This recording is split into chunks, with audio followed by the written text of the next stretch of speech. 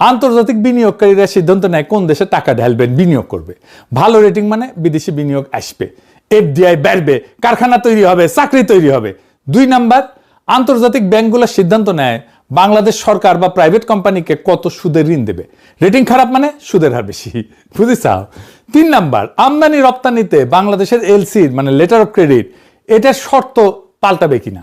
Rating খারাপ মানে বিদেশি ব্যাংকগুলো বাংলাদেশের ব্যাংকের এলসি গ্রহণ করতে চায় না, বলে অ্যাডভান্স পেমেন্ট করো, কনফার্মেশন ফি বাড়ায়, মানে গার্মেন্টস, ওষুধ, ইলেকট্রনিক্স যা যা আমদানি করা হয় সবার খরচ বেড়ে যায়। 4 নাম্বার হইতেছে আইএমএফ, বিশ্বব্যাংক, এডিবি, এদের সিদ্ধান্ত ফিচের রেটিং একটা সূচক হিসেবে কাজ করে। ঋণের শর্ত এবং সহজলভ্যতা সবই প্রভাবিত হয় ফিচের রেটিং দিয়ে।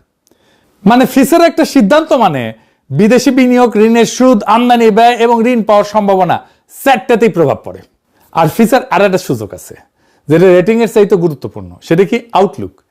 এটা ভবিষ্যতের সংকেত বলে এই দেশের অর্থনীতি কোন দিকে যাইতেছে, কোন রাস্তায় যাইতেছে, স্থিতিশীল, ইতিবাচক না নেতিবাচক, বুঝেছাও। রেটিং একটা স্ন্যাপশট মানে একটা সময়ের ছবি, মানে নির্দিষ্ট সময়ের ছবি। আউটলুক মানে ট্র্যাজেক্টরি, কোন দিকে যাইতেছে, বুঝেছাও।